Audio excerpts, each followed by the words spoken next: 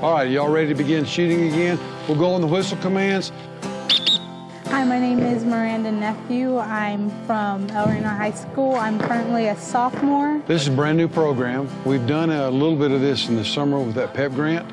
For the last 3 years, we've had a week where kids were allowed to come out and learn a little bit about the archery in the schools program.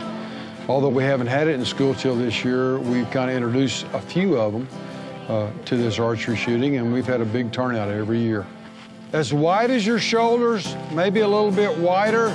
Don't have them too close together. We've got a combination of Roebler Middle School, Edendale Junior High, and Reno High School students here shooting archery today. This is the 10th year that the state of Oklahoma, the Oklahoma Wildlife Department has supported this program in schools across the state of Oklahoma. There's over 500 schools now participating in this archery in the schools program.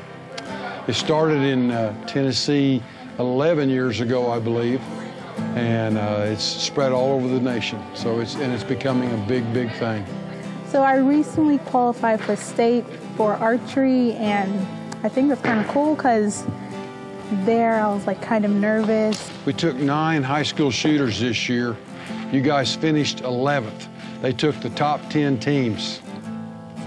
If we would have had the full complement of 15, that means we took 6 zeros to add into our score, and they took the highest scores, and we came up 11th in the score. So the high school students that shot did very well. My name is Stephen Turnius.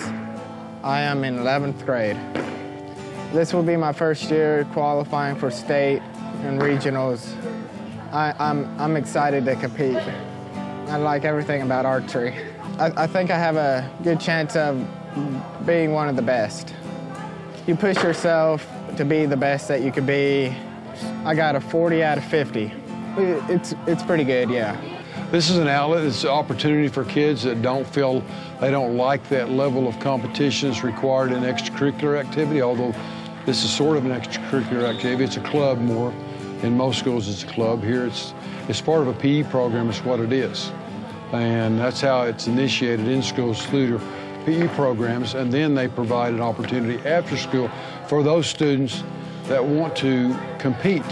And all these that are here today are those students that enjoy the competition. They don't have to compete to come out here and learn. They can come out here and just enjoy the art or the sport of shooting. My name's Tom Cobble. I'm now the director and coordinator of the El Reno Recreation Department. We've been in business now since about January, a new department for the city. They haven't had one before, and we're beginning to put together programs of various items for various ages that'll be of interest to everybody. Having a fundraiser to help raise money for lights. We're having burgers, dogs, music, shade drinks, to help raise money for accommodations for out here. Maybe get some water, some concession stands, picnic tables, some shade, but most importantly, the lights right now. There's several things the city's already got going and has had going and done a great job for many, many years. Right now, we're really gearing up for the Burger Day Festival. It is Saturday, May the 2nd from 10 a.m. to 5 p.m. And of course, it's a tribute to the onion fried hamburgers that have been cooked in El Reno since the early 1920s. And that day is when we fixed the world's largest fried onion hamburger. It weighs in at over 850 pounds and is 8.5 feet in diameter. From a personal standpoint, I just think it is community building at its best. And we're now in that second generation of Main Streeters. And that second generation are now people that have chosen to stay in this community because of some of those community events that they participated in and that they have memories of as a child. We live in Yukon, work here though. Oh, you're right on? Yeah. You guys having a good time today? Yeah, we sure are. Awesome, man. How was this one? 3 weeks old. We'll begin to put together more programs, health and fitness and kids stuff for all ages.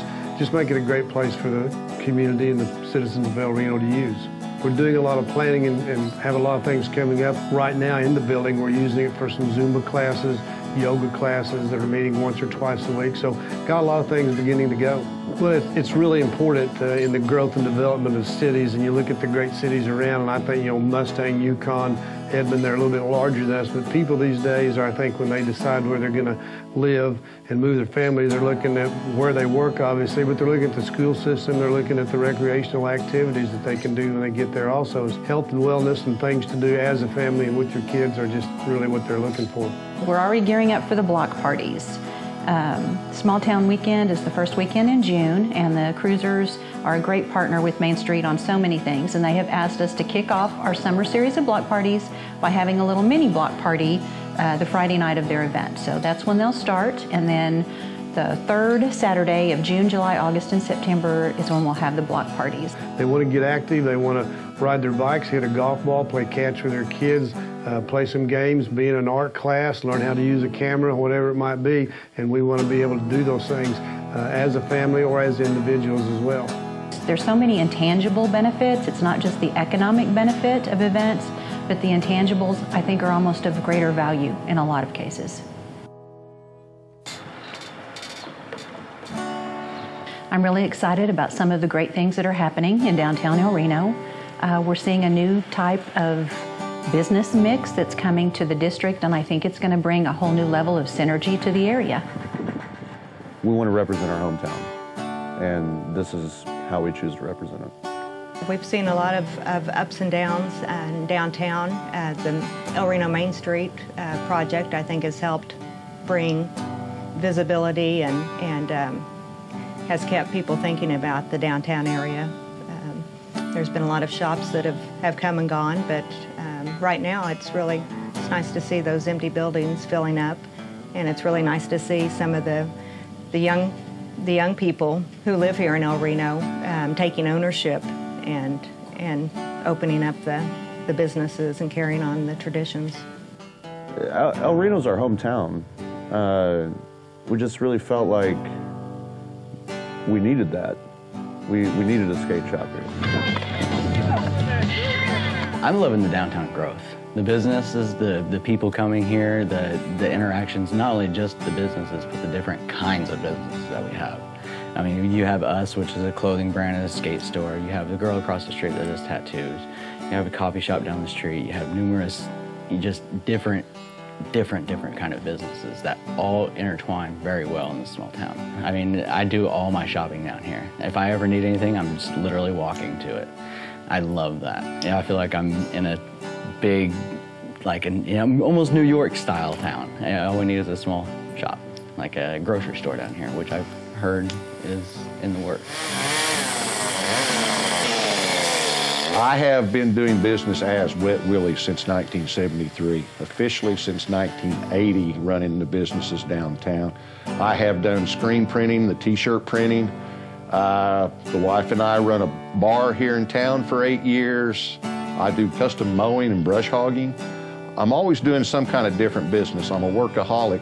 I was here when the oil field left us, and I watched downtown start to fold up and go away. There's always ups and downs, things ebb and flow, but in 1988 when Main Street was started, it was at a downturn. You know, the community was hit first by the loss of all of the jobs with the railroad. We really didn't feel that so much because of the oil and gas industry at the time. And then when that boom went to bust, that's when a group of dedicated volunteers got together to address the concerns for downtown and the vacancy rate in the first floors. And they looked at the Main Street program. We've built a new church along I-40, built a new Mercy Clinic along I-40, which is helping the perception of El Reno, in my opinion. Halliburton's building a $100 million facility, and they're expanding even before that's completed. OKC West sell barn, you know, upwards of 10 million sales a day sometimes. So those are some of the things that we're talking about with our members and just people that call in about the growth of El Reno. And it's an exciting time. A lot of good things are happening in El Reno right now. I've seen it grow, I've seen it go back, and I've seen it grow again, and I love the way it's growing right now. Used to, for a while, all the rent houses were empty. Now you drive around town, just about every house has got somebody trying to live in it. That's a good sign.